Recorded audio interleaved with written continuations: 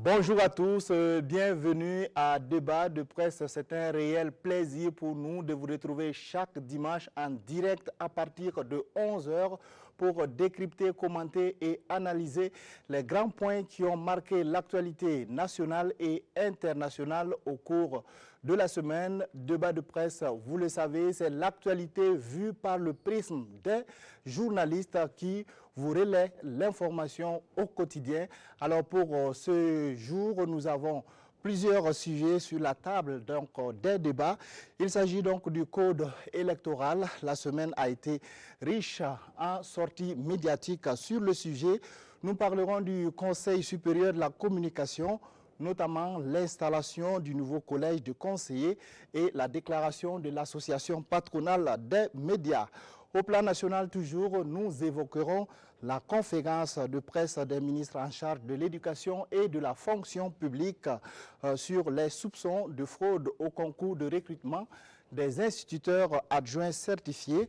Et en page internationale, nous nous intéresserons à la situation politique dans 3 pays, notamment le Mali avec le second tour de la présidentielle qui se déroule en ce moment même, la Côte d'Ivoire où le président Ouattara a accordé l'amnistie à près de 800 personnes, dont Simone Gbagbo, l'ex-première dame de la République démocratique du Congo. Il en sera question, vous le savez déjà, Joseph Kabila ne briguera pas un nouveau mandat en décembre prochain.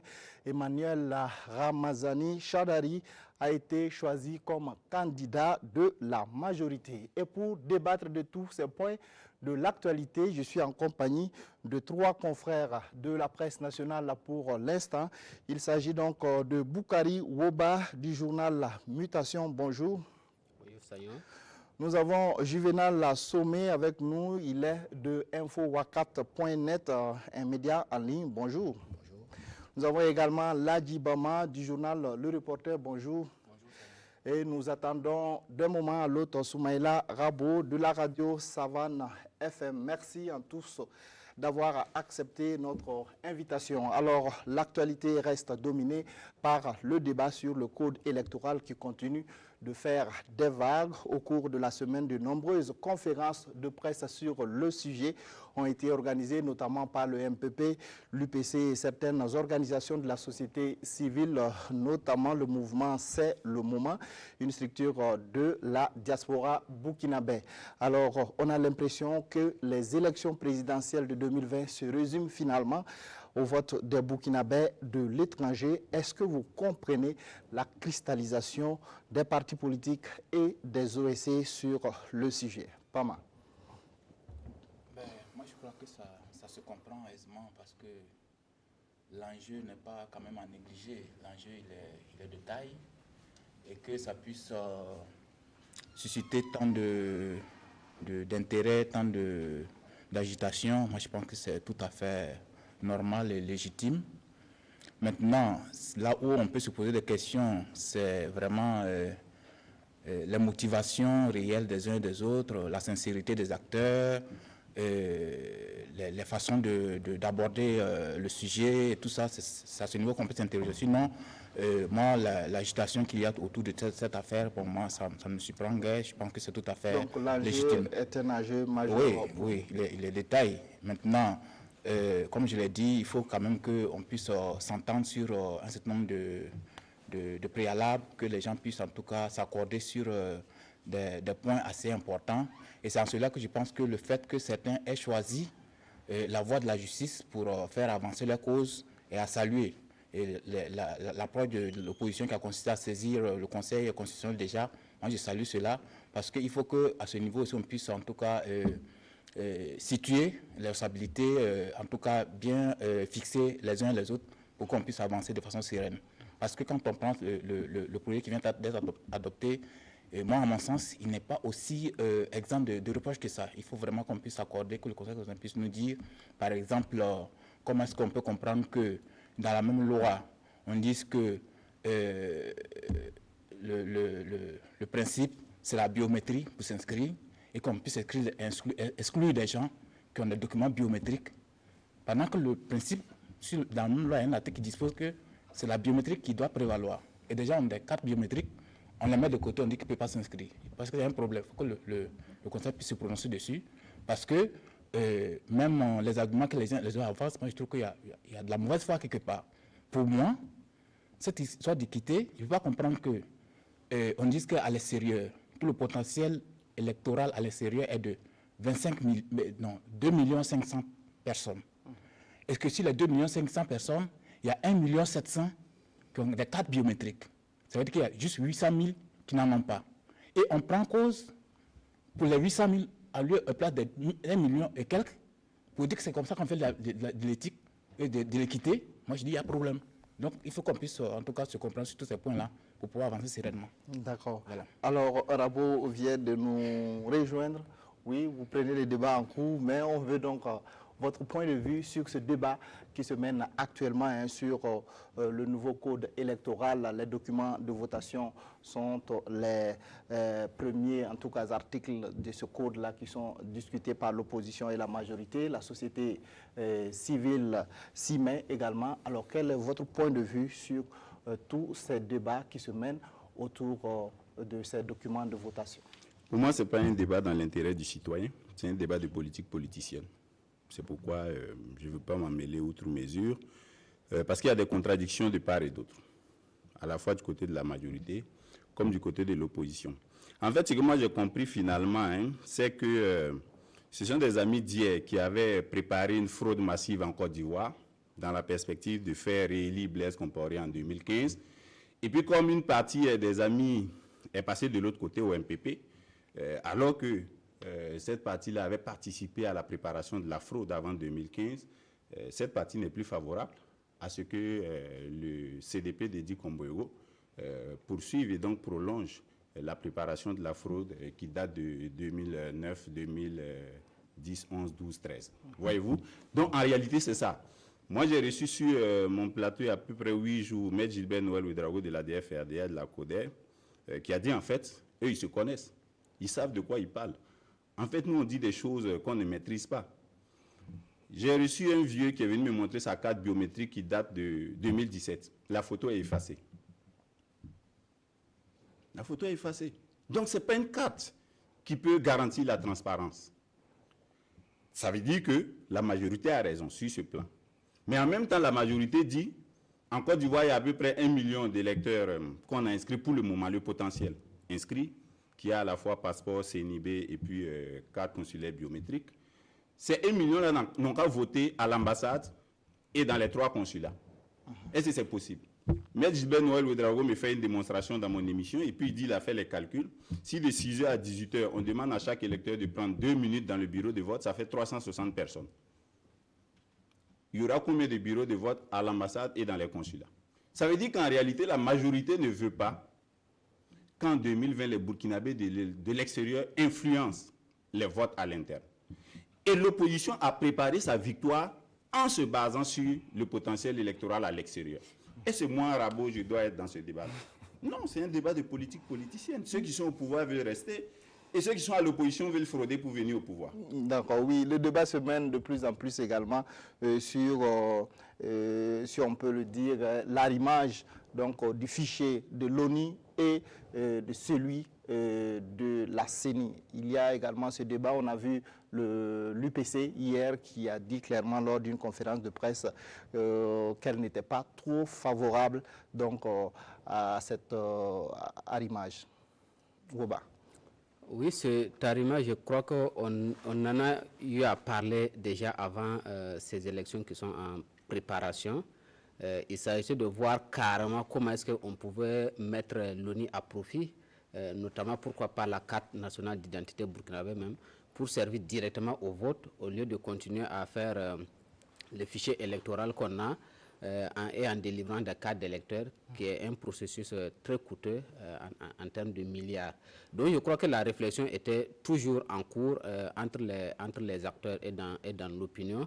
Je ne sais pas si à la date d'aujourd'hui, véritablement, l'expertise, le travail est assez avancé pour qu'on puisse passer réellement à la mise en œuvre de cet arrimage-là pour l'élection de 2020. Donc je crois que pour moi, il faut encore rester prudent, s'assurer que c'est une bonne chose de faire la jonction entre ces deux fichiers. Mais je crois que même déjà à l'élection de 2015, on a eu quand même à utiliser d'une certaine manière ce procédé-là pour faire un certain recoupement. Voilà. Bon, mais je peux partager en partie les observations de choses de l'opposition qui estime qu'en réalité, c'est la CENI qui doit organiser d'une certaine manière les élections. Et c'est la CENI qui a le contrôle d'une certaine manière du fichier électoral. Par contre, en ce qui concerne l'ONU, la CENI n'a pas de pouvoir par rapport à l'ONU. Donc, il pense qu'il peut y avoir donc, des manipulations à partir donc, de l'arrivée de ces deux fichiers-là. C'est des observations, et comme moi je l'ai dit, peut-être qu'on n'a pas encore suffisamment mûri la réflexion, et ça mérite qu'au lieu de passer à la mise en œuvre directe, que le débat puisse se poursuivre là-dessus. Alors, et sur les documents de votation et les lieux choisis pour sur les documents de votation, moi j'ai déjà eu à dire que je comprends le fait qu'on écarte la carte biométrique. Soit disant, c'est un débat qui concerne presque exclusivement la Côte d'Ivoire. Et moi, ça déjà, c'est un problème. Si on veut parler du vote des Burkinabés à l'extérieur, il faut regarder au-delà de la Côte d'Ivoire. Tant qu'on va faire une focalisation sur la Côte d'Ivoire, on n'ira pas très loin dans ce vote-là. Et on voit que ça devient un débat purement électoraliste. Chacun est en train de compter, de calculer, voir en fonction, selon qu'il y a la carte biométrique ou qu'il n'y a pas la carte biométrique, combien d'électeurs je peux gagner en Côte d'Ivoire. Or, le débat pour nous, Burkinabés, ce n'est pas cela. Ce n'est pas combien tel parti ou tel autre parti peut gagner en Côte d'Ivoire. C'est combien de Burkinabés qui peut participer au processus électoral et de manière crédible et transparente. C'est tout cela mis ensemble.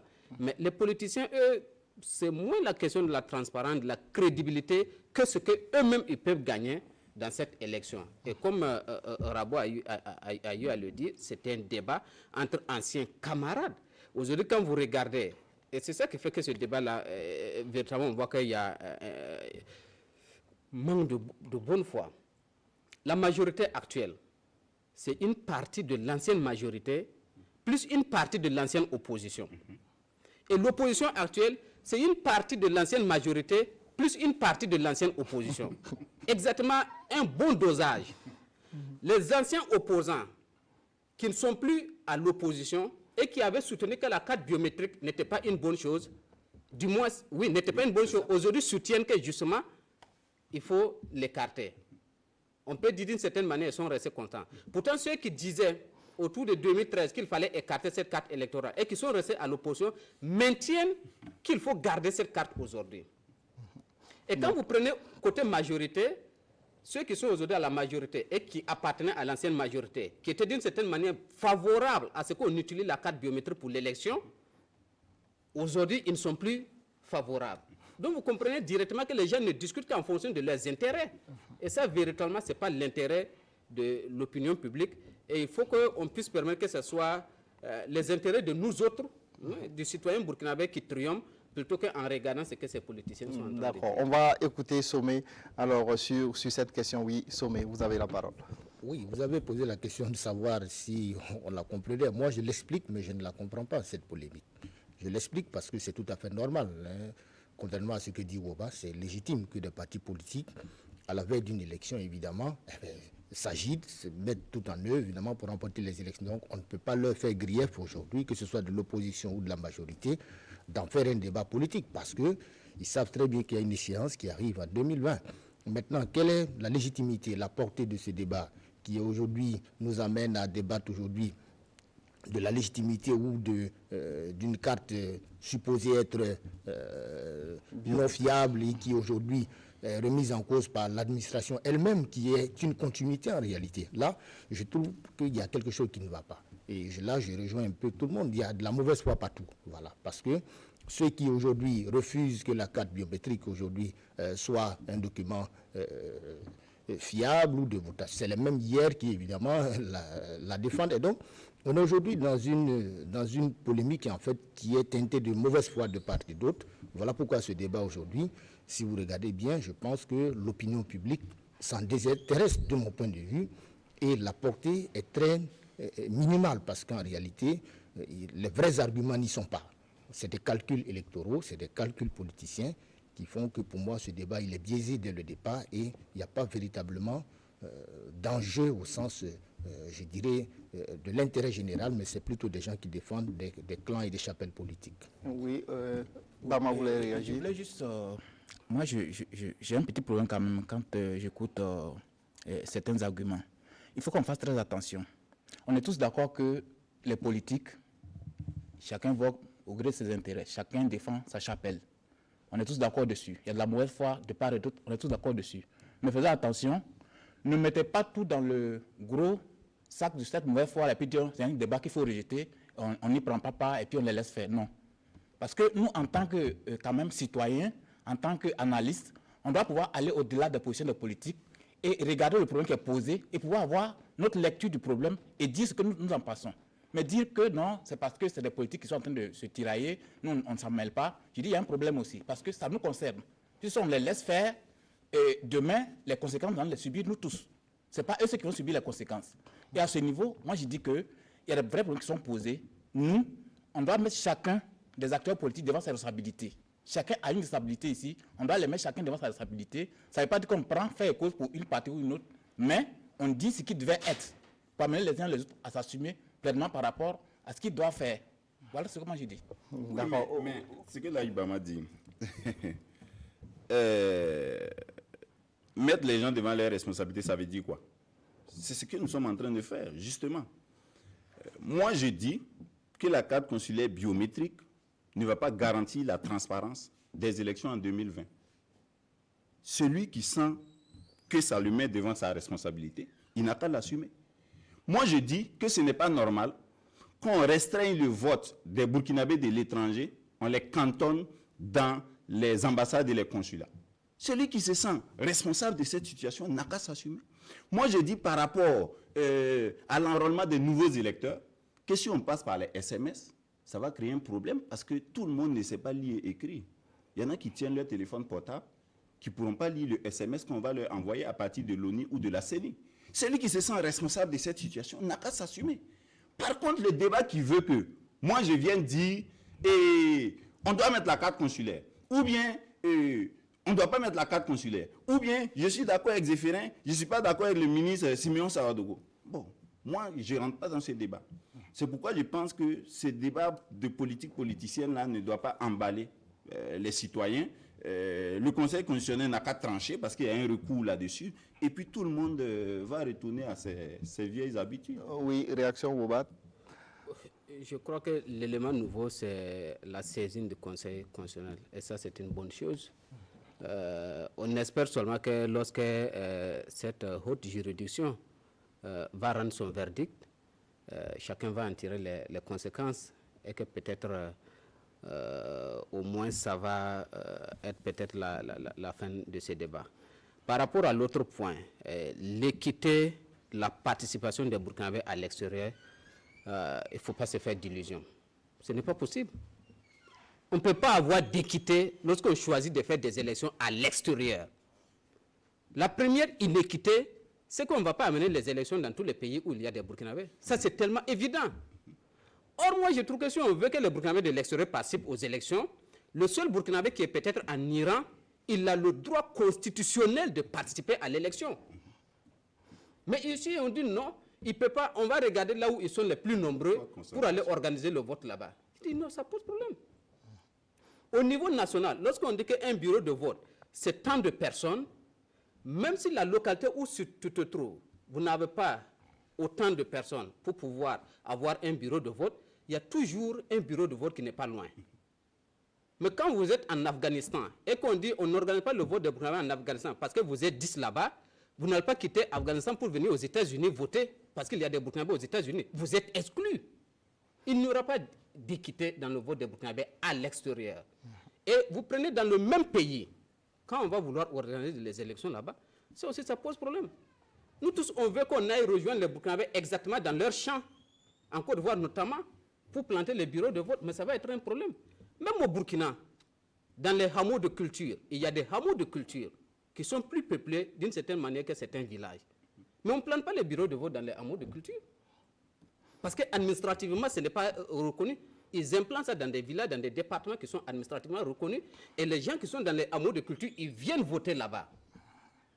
Donc la même réalité, d'une certaine manière, va s'appliquer aux Burkinabés à l'extérieur, qui est qu'on ne peut pas disséminer les bureaux de vote pour rejoindre les Burkinabés forcément parce qu'ils sont plus nombreux ici. Je pense que ça va être très difficile. S'ils arrivent à le faire, tant mieux. Mais retenons tout simplement que le vote des Burkinabés à l'extérieur, le principe même déjà, c'est qu'il y aura inéquité parce qu'on n'ira pas partout où il y a les Burkinabés. Oui, très rapidement. Contrairement à ce que disait mon ami Ladi, personne n'est contre, personne ne se désintéresse de ce débat, bien au contraire. C'est même pour ça que nous sommes là. Depuis que ce débat a été lancé, nous en parlons. Mais ce dont nous parlons, c'est évidemment de la pertinence du débat qui est mené. Moi, je dis que la question du débat, du vote des Burkinabés de l'étranger aujourd'hui, ça devait être un processus. C'est depuis les indépendances que la question devait être posée. Aujourd'hui, on est en train de vouloir résoudre un problème aujourd'hui dont, à mon avis, les tenants et les aboutissants ne sont pas maîtrisés. Qu'est-ce qu'on a fait pour amener les Burkinabés de l'étranger à être des citoyens aujourd'hui intéressés par la vie politique de leur pays? On tombe dessus comme ça en 2020. Le chef de l'État prend des engagements dont il sait pertinemment qu'ils ne seront pas ou ne pourront pas être tenus. L'opposition en fait une fixation parce qu'elle voit dedans, évidemment, un fonds de commerce électoral. Aujourd'hui, voilà pourquoi les Burkinabés de l'étranger eux-mêmes ne se retrouvent plus finalement dans ce débat parce qu'ils ne savent plus finalement qui dit vrai, qui dit faux dans cette affaire, qui est de bonne foi, qui est de mauvaise foi, alors que simplement, on devrait surpasser évidemment nos intérêts égoïstes et voir l'intérêt général parce que ce sont des Burkinabés comme vous et moi. Voilà. Donc, mais on pose le problème en termes de oui, telle carte n'est pas fiable, elle n'est pas fiable même. Qui l'a mise en circulation? Est-ce que ce n'est pas la même administration? On dit oui. Bon, voilà pourquoi je dis que finalement ce débat il est très mal posé et de cette manière on ne va pas sortir du problème parce que Boukari l'a dit. Si on tient compte de ça, finalement, il faudra chercher tous les Burkinabés qui se retrouvent dans toutes les parties du monde pour qu'on établisse évidemment cette équité entre eux. Est-ce qu'on peut à ce stade aujourd'hui? Le débat, à mon avis, est très mal posé. D'accord, ok. On va poursuivre le débat parce qu'on n'est plus par le temps. On a déjà passé 20 minutes sur cette question. On va parler d'un tout autre sujet maintenant, peut-être qui nous concerne un peu plus, les médias, je vais dire. Il s'agit du Conseil supérieur de la communication. Le nouveau collège des conseillers du Conseil supérieur de la communication a été officiellement installé au cours de la semaine. La passation de charge a eu lieu, je pense que c'était mercredi ou jeudi. Alors, Mathias Tankwano, lors de cette cérémonie, a appelé tous les agents de l'institution au travail et à l'union pour la réussite de la mission de l'institution. L'installation, vous l'avez vu ou lu peut-être, a connu la présence du Premier ministre. Alors, est-ce qu'on peut dire aujourd'hui qu'avec cette installation, la crise qui a secoué et fragilisé le CSC est derrière nous? Oui, Rabo. Pas forcément derrière nous, mais je pense que la nouvelle équipe peut travailler à faire en sorte que la crise passe rapidement, étant donné que ce nouvel engagement-là peut dépassionner les débats au niveau du CSC. Il reste qu'il y a des organisations professionnelles qui continuent de se plaindre. Moi, je pense que c'est le lieu de passer rapidement sur cette étape de polémique-là et puis travailler pour qu'à l'avenir, il y ait un peu plus d'implication des uns et des autres dans le processus de désignation des conseillers membres du CSC. Vous aurez remarqué qu'à la passation des charges, le vice-président et président par intérim sortant, Désiré Kambego, s'est lâché. Il a fait des critiques, pour moi, pour le moins objectives, dirigées en particulier contre l'administration, y compris le palais présidentiel, qui ne voulait pas en réalité qu'il ait la plénitude des pouvoirs du président du CSC. Et ça, c'est une réalité qu'il faut accepter et faire en sorte qu'à l'avenir, les institutions fonctionnent normalement, que les responsabilités soient dépersonnalisées, c'est-à-dire que ce ne soit pas à la tête du client que l'administration traite les uns et les autres. Il faut qu'elle soit vraiment neutre. Et si Désiré Kambego s'est retrouvé à un certain moment, je ne sais pas, par le fait du hasard proche de quelqu'un du CDP ou de l'ancienne majorité, que ça n'entache pas négativement son travail au niveau du CSC. Je pense que c'est la leçon qu'on doit tirer de cette situation et faire en sorte que Mathias Tankwano, Aziz Bamoro et tous les autres conseillers du CSC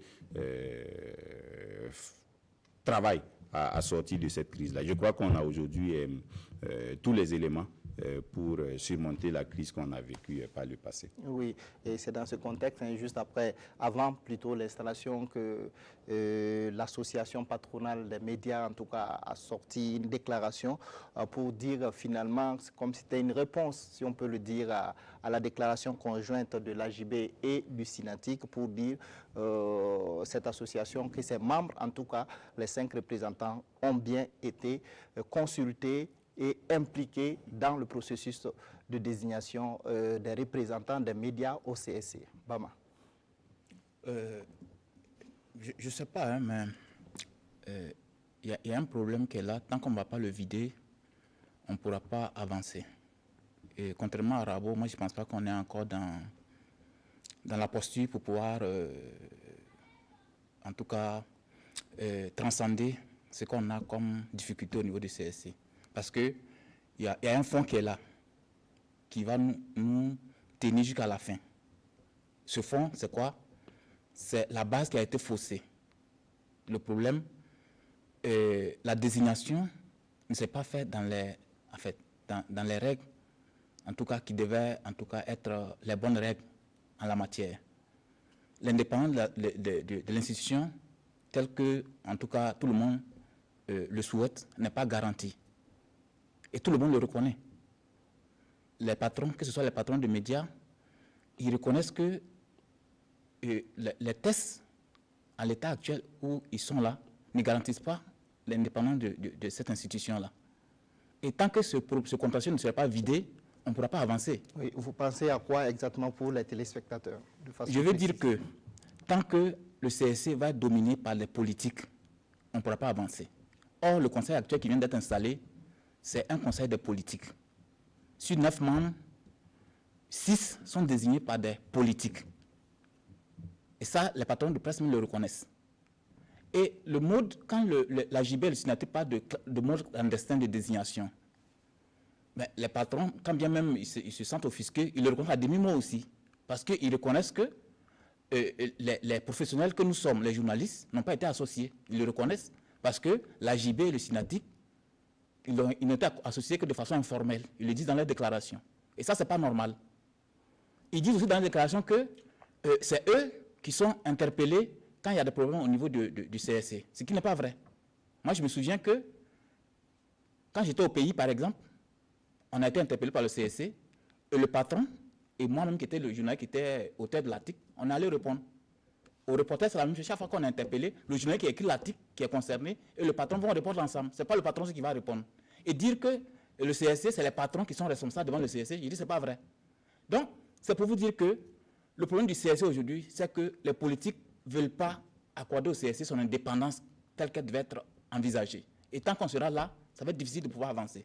On va toujours continuer à bander une grosse plaie avec un gros bandage, avec du puits dedans. On va toujours traîner le même problème, ça ne va pas avancer. D'accord, alors Sommet, votre point de vue sur cette nouvelle équipe qui vient de prendre fonction? Je ne pense pas qu'on soit encore sorti de la crise. Hein. Je pense qu'au contraire, quand vous voyez un peu le pushing ball entre les associations de professionnels des médias et les patrons de presse, je ne crois pas qu'on puisse dire qu'on est sorti de la crise. Je crois que bien au contraire. Et je suis même inquiet parce que le problème qu'on voulait résoudre finalement avec cette nouvelle équipe ne me semble pas être, en tout cas, bien abordé.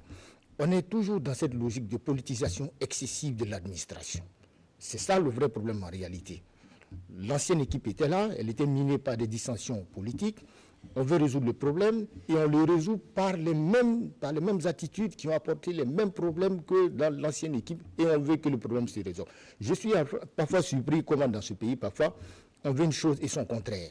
On veut à la fois de la démocratie et on veut à la fois aussi mettre de la politisation excessive. Je pense que cette équipe, je lui souhaite bonne chance. Hein. En tout cas, si elle réussit, c'est tant mieux. Mais la manière dont les choses sont abordées, je pense qu'il y a lieu d'être inquiet. Et si on n'aborde pas le problème, là, Guy le disait tout à l'heure, avec le minimum de lucidité possible, je pense qu'on va toujours revenir avec ces problèmes politiques qui vont à la fois miner à chaque fois le fonctionnement de nos institutions, et ce n'est pas bon du tout.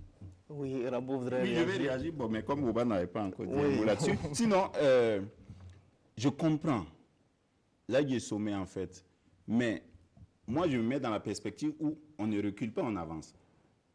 Par rapport à ce que le CSC était en 1995 avec Adama Fofana, on est avancé. Adama Fofana a été nommé par décret. Le CSC a été créé par décret de Blaise Compaoré. Luc Adol Tiao a été nommé par décret. Et Béatrice Damba a été nommée par décret. Maintenant, le président, il est élu. Ils se sont vus, ils sont sortis, ils nous ont dit qu'il y a eu un consensus. Moi, j'ai des amis qui sont aujourd'hui dans le collège des conseillers du CSC. C'est des amis de confiance. Professionnellement, qui professionnellement, qui me séduisent en fait. Et donc, c'est des gens dont je ne doute pas de la qualité professionnelle et de la confiance. Donc, si ces gens-là viennent me dire, ils ont fait un consensus, ils ont désigné Mathias Tankwano, pour moi, même si ça reste un problème, ce n'est pas celui qu'on avait avant. De la même façon, avant, comment on choisissait les membres du CSC venus des associations professionnelles? Ce n'étaient pas les plus légitimes qui étaient consultés pour désigner les conseillers. Je regrette. Je crois qu'on est relativement avancé. Maintenant, la plaie reste. C'est toujours politisé, mais je pense qu'on peut en sortir. Si on continue le processus de cette façon-là, je pense qu'on va en sortir dans quelques années. D'accord, oui, réaction très rapidement, Oba. J'aurais voulu ne pas dire beaucoup de choses sur ça. Par rapport aux réactions, je voudrais qu'on dépasse la réaction de l'AJB et du patronat qui a semblé être une sorte de face à face, parce que les autres sont là-bas, les jeunes n'y sont pas. Mais il y a eu d'autres organisations qui ont réagi aussi. Il y a eu l'OBM qui a réagi, qui n'a pas dit fondamentalement quelque chose qui est contraire à ce que l'AJB a dit. Il y a eu Reporter de Faso qui a réagi, qui n'a pas dit quelque chose qui est contraire à ce que l'AJB a dit. C'est quelque chose. Parce que lorsque nous disons que le processus ne doit pas être clandestin, ça veut dire tout simplement que même si vous êtes une organisation professionnelle qui en réalité n'est même pas concernée par la désignation, vous avez le droit d'être informé. C'est cela. Ça ne veut pas dire quand on dit que vous vous impliquez là, que vous avez forcément un membre là-bas. Combien de journalistes burkinabés ou combien d'organisations professionnelles des médias savaient qu'on était en train de désigner les conseillers du collège du CSC? Mais ce n'est pas possible. Nous sommes tous ici concernés. Donc on doit avoir l'information. Ça, c'est la première des choses. L'information n'a pas été donnée. C'est une correspondance de la présidente de Faso adressée directement à ces organisations qui ont pris part, qui se trouvent être exclusivement des organisations patronales des médias. Et ça, je vous le dis, du point de vue de la loi, c'est une violation flagrante. La loi dit organisation professionnelle des médias. Le ministre a expliqué plus tard que organisations professionnelles, ce sont les organisations patronales. C'est absolument, je ne dirais pas faux, c'est inexact. Il faut revoir ça. Sur l'autre question, qui est un gros débat sur lequel associations de journalistes, syndicats, patronats se rejoignent, c'est sur la composition. C'est ce que les uns et les autres ont dit ici. Cela est fondamental. Les évolutions que Rabo souligne, c'est important. Effectivement, d'une loi, d'un décret, on est passé à une loi. On a même constitutionnalisé le CSC. Le président, il est élu. Ça, c'est la forme et c'est important. Mais dans le fond, beaucoup de choses n'ont pas changé. Les présidents qui étaient nommés, Adama Fofana, Luc Adol Tiao, Béatrice Damiba, ils venaient du quota des hommes politiques. Les présidents qui sont élus, Nathalie Sommet, Mathias Tankwano, ils viennent du quota des politiques. La forme a changé, le fond n'a pas changé.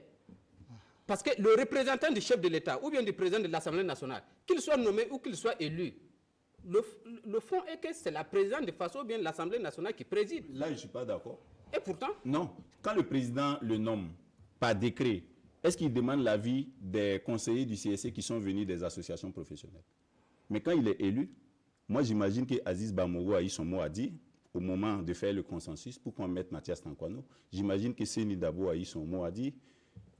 Voyez-vous? Et donc, je me dis, ce n'est pas la même chose. On ne leur a pas imposé. Non, non. On ne leur a pas imposé. On a peut-être besoin de leurs mots, mais en réalité, on n'a pas besoin d'eux.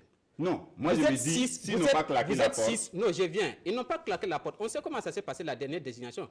Une journée entière, ils n'ont pas pu désigner le président. Ils ont suspendu, ils se sont séparés et ils sont revenus le lendemain. C'est ça l'avancée. Ils sont revenus le lendemain dire que c'est un consensus. Pour vous dire la vérité, je préfère l'élection de Béatrice Damiba, de Nathalie Sommet, qui a été élue. Ils n'avaient pas trouvé de consensus et ils sont passés au vote. Ils l'ont élu. Par contre, avec Mathias Tankono, ils n'ont pas trouvé le consensus. Ils se sont séparés. On dit la nuit porte conseil. Oui. J'espère que c'est la nuit qui les a porté conseil. Oui. Mais il se peut qu'il y ait eu une main extérieure. Oui. Et le lendemain, ils sont revenus, ils ont trouvé le consensus. Oui. Non, le consensus n'est pas toujours bon. En démocratie... Non, il est bon. Parce que moi, j'imagine que... En démocratie, le consensus n'est pas bon. Ils n'ont pas voulu faire comme en 2014. J'imagine, c'était en 2014, septembre 2014, Nathalie Sommet. Oui. Parce que le CSC étant en crise, si vous faites une élection, ça peut reproduire la même division qu'on a eu dans l'équipe de Nathalie Sommet. Alors que le consensus peut permettre c'est quoi le consensus de rapprocher. Vous faites une journée, vous ne trouvez pas le président. Et vous revenez et vous appelez ça consensus. Oui. C'est pas un consensus. D'accord. Alors, on va écouter Bama sur la question. Non, ça dit que j'aurais voulu que Rabo, sa logique soit continue jusqu'à nos jours. Il a servi une logique depuis Adama Fofana, oui, jusqu'à Nathalie Sommet. Il n'a pas continué. Si. Après Nathalie Sommet, qu'est-ce qui s'est passé? Enfin, Damiba. Parce que de Béatrice Damiba à Nathalie Sommet, il y a eu élection, il n'y a pas eu de décret, c'est ça, non? Oui. Mais de Nathalie Sommet à Mathias Tankono, oui, le changement c'était quoi? Il n'y a pas eu de décret. Le président n'a pas nommé Mathias. Ça veut dire qu'on est resté toujours au même stade que Nathalie Sommet. Il n'y a pas eu de changement. C'est l'élection. Oui, c'est l'élection. Je vais te dire que de Nathalie Sommet à Mathias Tankono, il n'y a pas eu d'évolution. Si? Oui, l'évolution. C'était une élection. Oui, mais c'est ça. De part et d'autre, enfin, je vais te dire que pour un pays qui vient d'une insurrection, où des gens nous ont vendu un projet de société qui était en tout cas basé sur le maître mot du changement, de la rupture. On ne peut pas venir encore, comme Sommet l'a dit, nous répéter les mêmes travers qu'avant l'insurrection, dire que d'ailleurs ce que nous fait aujourd'hui, c'est ce qui se faisait avant. Ce n'est pas ça. On n'est pas venu là pour que vous nous répétiez ce qui se faisait avant. On est venu là pour que ça change. Là, on est parfaitement d'accord. Voilà, on est venu là pour que ça change. Et aujourd'hui, il n'y a pas eu de changement. Il n'y a pas eu de changement au niveau du CSC de 2014 à Béatrice Tankono. Il n'y a pas eu de changement. Et ça, ce n'est pas acceptable. Non, il y a eu une avancée. On doit pouvoir avancer de façon significative. On n'a pas du tout avancé. Il y a eu un semblant. Je vais nuancer en fait. Il y a eu un semblant d'avancer, mais on n'a pas avancé en réalité. Non, ce n'est pas un semblant. Parce que qu'est-ce qui s'est passé? Les mêmes patrons de presse qui nous parlent aujourd'hui là. Écoutez-les aussi dans les coulisses. Moi, j'en ai écouté qui disent que cette relecture de la loi qui a eu lieu récemment, la loi portant régime... Oui. Voilà. Création... Comment ça a été fait? La relecture a été faite comment? C'est à la veille de cette relecture-là qu'on a saisi certaines organisations. À la veille, à 17h, l'Assemblée nationale a envoyé une correspondance à certains patrons, par exemple à la CEP, à 17h du lendemain où ils étaient convoqués, qu'on envoie une correspondance au secrétariat pendant que personne n'était là. Et c'était le lendemain à 10h qu'il devait se présenter. Et l'intéressé n'était pas au pays ce jour-là. Finalement, la réalité a eu lieu sans même la voix des concernés. Les professionnels des médias n'ont pas été concernés dans cette élection qui a eu lieu. C'est une tricherie. Et aujourd'hui, qu'on puisse faire ça encore dans ce pays d'après insurrection là, moi je dis que c'est inacceptable. Les gens continuent de vouloir ruser avec la loi et c'est pas acceptable. Il faut qu'on en finisse avec ces gens de pratiques là. D'accord. On a bien compris dans la sincérité. Ok. Voilà. 30 secondes, oui. Pour qu'on avance bien.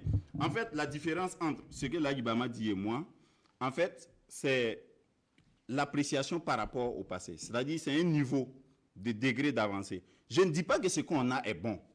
Je ne dis pas qu'après l'insurrection populaire, c'est ce qu'on aurait dû faire. Mais je dis on n'a pas reculé par rapport à ce qu'on faisait avant. Avant, les conseillers qui étaient amenés au CSC là, ne venaient pas des organisations les plus légitimes. Je ne dis pas que ceux qui y sont viennent des associations les plus légitimes. Mais aujourd'hui, là, c'est des gens qui viennent d'associations relativement légitimes.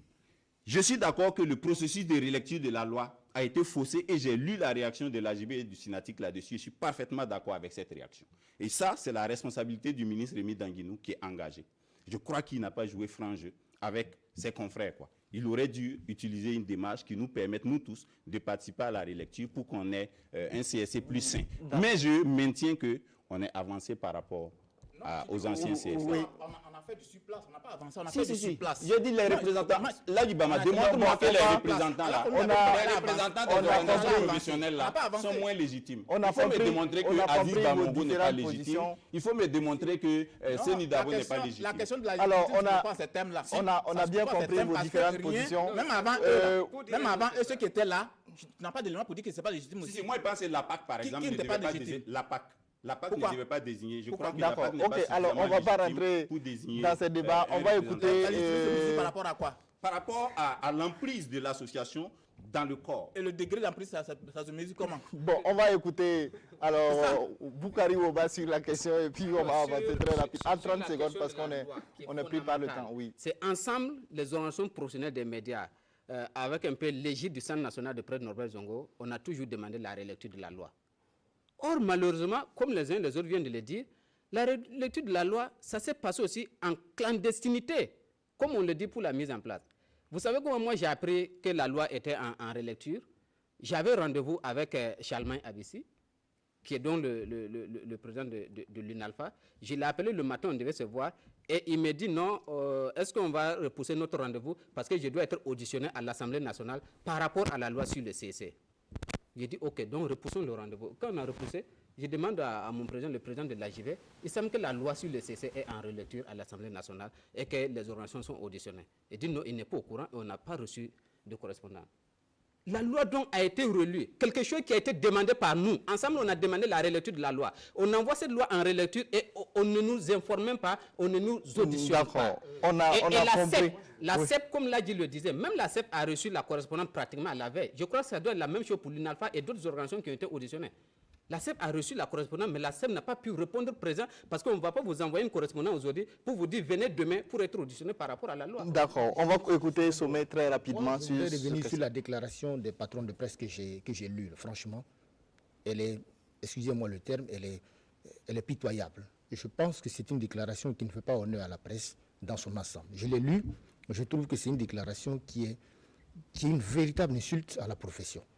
Des gens qui s'asseyent, qui écrivent une déclaration dans laquelle ils s'auto-congratulent, ils estiment qu'eux, ils sont aujourd'hui les représentants légitimes de la profession, ils sont aujourd'hui les seuls à même de parler ou non. Je trouve franchement que c'est une déclaration qui devrait...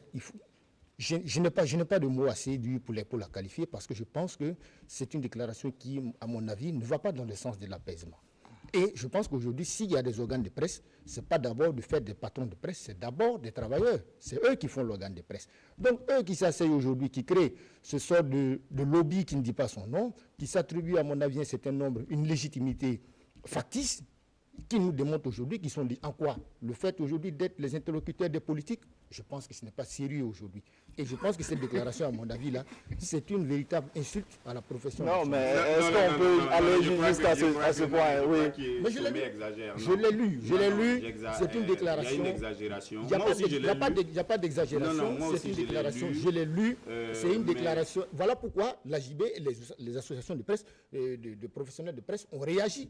Parce que cette déclaration-là, telle qu'elle était, elle méritait une déclaration. Il faut qu'on la reconnaisse. Moi, je ne suis pas de ces journalistes-là qui fait cette rupture entre les patrons de presse et les journalistes. Mais c'est ce qu'ils ont fait. Bien souvent, les patrons de presse sont eux-mêmes des journalistes. Mais c'est bien ce qu'ils ont fait. Sont destinés à devenir des patrons de presse. Tu as lu la déclaration? Je te dis que je l'ai lu. Mais c'est bien ça. Mais c'est ce qu'ils ont fait. Alors, je suis en 30 secondes pour avancer. J'ai dit à Sommet.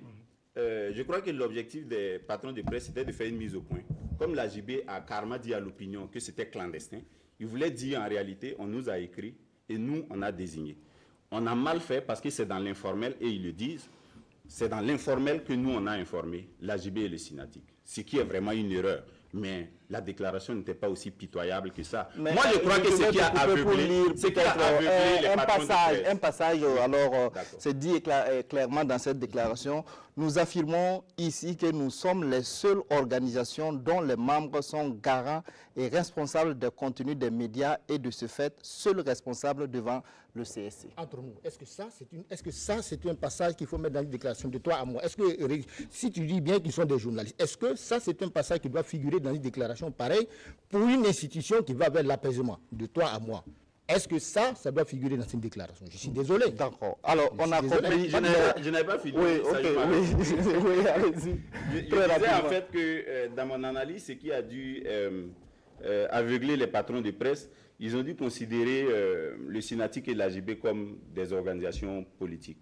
Voilà, je crois qu'il y a eu même l'insinuation quelque part, dit que c'est pour des raisons de politique politicienne, sous-entendu que l'AGB et le Synatic ont réagi comme ça. Là, je ne suis pas d'accord avec les patrons de presse, mais je comprends leur sortie. Leur sortie était nécessaire, sinon moi-même je n'aurais pas su que le processus n'a pas été clandestin. Étant donné que je ne suis pas au devant d'une organisation, il fallait que les déclarations viennent dire le président du FASO nous a écrit et nous avons désigné des membres. Seulement nous avons omis d'informer l'AGB et le Synatic. D'accord. Alors on va clôturer ce débat parce qu'on n'a pas le temps pour en parler de long en large. On va parler justement de cette conférence de presse du ministre en charge de l'Éducation nationale et de celui en charge de la fonction publique sur les soupçons de fraude qui pesaient sur le recrutement de 1500 instituteurs adjoints certifiés.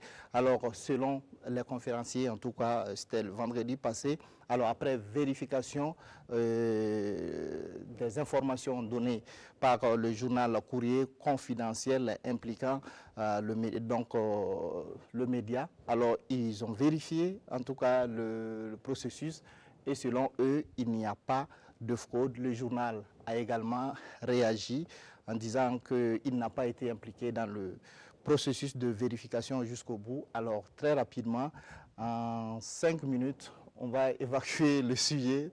Rabo, quelle est votre analyse en tout cas sur ce sujet? Je n'ai pas fait beaucoup de fouilles sur ce sujet-là. Seulement, j'ai entendu le ministre dire qu'ils ont fait une enquête qui avait pris seulement quelques jours et qu'il n'y avait pas de problème. Je trouve que c'est quand même un peu trop rapide pour tirer des conclusions pareilles. Bon, je pense qu'il faut approfondir les recherches parce que ça ne peut pas être aussi gratuit de telles informations qui viennent des journalistes d'investigation. Je crois qu'il y a quelque chose, il y a anguille sous roche. D'accord. Oui, Ouba? Oui, c'est exactement ça. Le journal a écrit et en lisant le journal, on dit qu'il y a eu fraude quelque part. Ce que le ministère a voulu faire pour, soi-disant, lever tous les soupçons, c'est de procéder justement à la mise à plat d'une commission ou d'un comité qui va faire des vérifications, des croisements de listes pour voir s'il y a eu fraude ou pas. Aujourd'hui, moi, je me pose la question, est-ce que ce croisement de listes-là est la preuve palpable qu'il n'y a pas eu fraude? Est-ce que le fait de croiser ces listes et de dire on n'a pas trouvé quelque chose de suspect, ça veut dire qu'il n'y a pas eu fraude? Je crois que le travail se trouve ailleurs. Et maintenant, il y a cette polémique entre le journal et le ministère, à savoir le ministère les ministres qui tiennent conférence de presse qui disent que le journal a été impliqué, le journal dit qu'il n'a pas été impliqué. Je crois que ça va rester un débat de ping-pong. J'ai vu le ministre qui a réagi après pour expliquer comment ça s'est passé. Mais moi, j'ai dit tout simplement, le journal ou le journaliste n'a même pas besoin d'aller vérifier ça avec les techniciens du ministère. Non, le journaliste, il fait son travail d'investigation. Et s'il a besoin de vérifier ça, il demande au ministre, moi je vais vérifier. Et si le journaliste part vérifier, il vérifie en sa qualité de journaliste et non pas en qualité de membre d'une quelconque commission ou comité chargé de faire une vérification.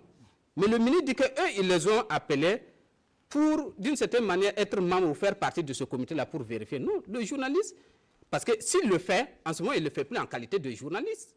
Donc le journaliste, normalement, même doit refuser ça. Et d'après le journal, leur journaliste n'a pas participé, mais le ministre persiste et dit que le journaliste a participé. Et il a même fait une réponse sur Facebook pour dire que le journaliste a signé la liste de présence. Donc c'est ce débat-là, de mon point de vue, là où il y a incompréhension, un journaliste ne participe pas à ce genre de commission, ou alors s'il le participe, en tout cas, ce n'est pas en sa qualité de journaliste. Alors, certaines personnes pensent qu'on aurait dû confier cette affaire à la justice, à la police, à la gendarmerie pour faire les enquêtes, plutôt que de prendre ça par les deux ministères concernés. Bama. Vous savez, ce pays-là, il faut avoir peur. Il faut avoir peur pour l'avenir de ce pays, parce que les gens sont forts, tout simplement. Moi, ce n'est pas souvent là où les gens tirent leur courage pour faire certaines choses. Ce ministre-là, qu'est-ce qu'est-ce qu'il veut que nous pense de tout ce qu'il fait? Qu'on n'a qu'à croire à sa bonne foi comme ça, et puis s'asseoir, et puis le regarder comme ça. Moi, je suis en droit de penser qu'il n'y a même pas eu de vérification. Parce que jusque-là, je ne vois pas d'éléments qui me montrent qu'il y a eu vraiment vérification dans cette affaire. Parce que quand j'écoute la version du journal, qu'est-ce qui a été fait? Finalement, c'était comme si c'était une intrigue qu'ils ont montée pour pouvoir venir à la fin dire que non, on a fait quelque chose, le journal même a participé, et voilà, donc il n'y a pas de problème. Vous ne pouvez pas organiser une rencontre, demander à un journal de venir constater quelque chose, et à la fin, insister pour que ce journaliste marque son nom sur une liste de présence pour avoir été présent à la rencontre, et prendre ça, agiter comme en fait une preuve qu'ils n'ont plus pas un comité de vérification de quoi que ce soit. Et quand moi j'ai écouté le journaliste en question, qu'est-ce qui s'est passé? En réalité, il n'a fait qu'à peine 30 minutes, puisqu'on leur a dit de venir constater une commission qui est en train de travailler. Ils s'en vont constater 3 personnes qui sont dans une salle, et il sort, on lui dit non, comme tu es venu, signe sur une liste de présence. Il dit non, de toute façon, je ne suis pas membre, je ne peux pas signer. On insiste, on dit signe. Il dit ok, si vous voulez que je signe, si ma signature peut faire plaisir, je signe alors, je signe. Et on prend ça comme une preuve d'implication du média. Soyons plus sérieux que ça. Oui, mais selon les conférenciers également, les investigations ont permis de découvrir qu'il y a 4 personnes, je crois, qui avaient postulé au concours en utilisant des diplômes qui appartiennent à d'autres personnes. Oui, Sommet, très rapidement sur le sujet. Je pense que la communication de crise qui a été adoptée, puisque c'est de ça qu'il s'agit, manifestement ne répond pas évidemment aux attentes, puisqu'elle ne répond pas aux questions. J'ai comme l'impression que le ministre pose lui-même la question et il y répond. Donc, c'est pas de ça que l'opinion a besoin. Je me demande bien s'il a le sentiment d'avoir convaincu l'opinion après avoir sorti évidemment tout ce dont parlait Ladi Bama tout à l'heure.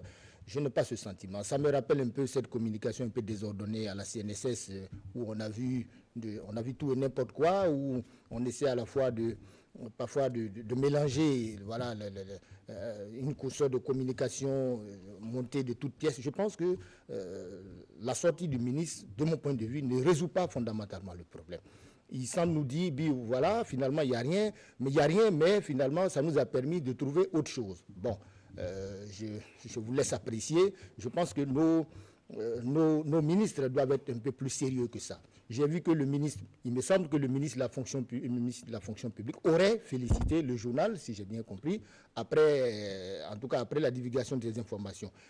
Curieusement, le ministre lui-même, qui est le ministre de l'enseignement lui-même, sans prendre le contre-pied de son collègue de la fonction publique, je pense que ce gouvernement doit faire preuve d'un peu plus de professionnalisme et de rigueur, finalement, dans sa communication pour nous servir quelque chose d'un peu plus potable que parfois cette communication un peu désordonnée. En tout cas, par rapport à ça, moi, je ne suis pas satisfait. Je n'ai pas les réponses que j'attendais par rapport à cette affaire, en tout cas. D'accord. Oui, on n'a pas le temps, vraiment. On est coincé par le temps parce qu'il nous reste moins de 5 minutes, je crois, pour achever l'émission avec 3 sujets sur 3 pays. On va parler du Mali. Peut-être que chacun aura 1 minute pour dire un mot sur le second tour de l'élection présidentielle qui se déroule actuellement même dans ce pays. Alors, au premier tour, Ibeka Ibrahim Boubacar Keïta a obtenu 41% contre 17% pour Soumaïla Cissé. Les deux se retrouvent face à face pour le second tour. Alors, est-ce que vous pensez que dans ces contextes où, en tout cas, les faiseurs de roi n'ont pas donné de consigne de vote, alors l'opposition, notamment Soumaïla Cissé, a une chance de remporter ces élections? Moi, je crois que non. À partir du moment où les faiseurs de roi ont choisi de ne pas donner de consigne de vote, ça veut dire qu'ils ont plus fait cause pour Ibeka. Il n'y a pas d'autres analyses. Oui, alors il y a le contexte sécuritaire également qui entre en jeu. Alors la participation au premier tour, c'était à peine 43%. Est-ce que vous pensez qu'il y aura un peu plus d'engouement pour ce second tour, Bama? Avant même cette question, moi je voudrais me demander est-ce qu'il y avait vraiment, dans ce cas de figure, là, lieu de parler de faiseurs de roi. Quand on regarde vraiment les écarts, est-ce qu'il y avait vraiment des véritables faiseurs de roi dans cette situation? Mais moi, ce qui me préoccupe dans le cas malien... Aliou Diallo, par exemple, échec Modibo Keïta à eux deux, c'est 15%, c'est pas rien. Bon. Mais en tout cas, moi, ce qui me préoccupe aujourd'hui, c'est vraiment l'après et second tour. Est-ce que les uns et les autres seront prêts à accepter et ce qui va sortir de là et pouvoir laisser le Mali avancer dans la paix? Moi, voilà ma préoccupation. Parce que quand je regarde tout ce qu'il y a eu comme précédent, notamment les accusations de fraude et tout ça, le fichier qui a été... Est-ce que le perdant sera prêt à accepter le résultat et que le Mali sera dans la paix après cette élection? Voilà moi ce qui me préoccupe. Si c'est le cas, tant mieux. Mais je crois qu'à ce stade-là, les cartes sont déjà cuites, moi je pense. Oui, en tout cas, on a vu que au cours de la semaine, il y a 18 opposants qui se sont réunis pour en tout cas dénoncer encore des cas de fraude pour ce premier tour. Et ils avaient même demandé la démission du ministre en charge de l'administration territoriale, Sommet.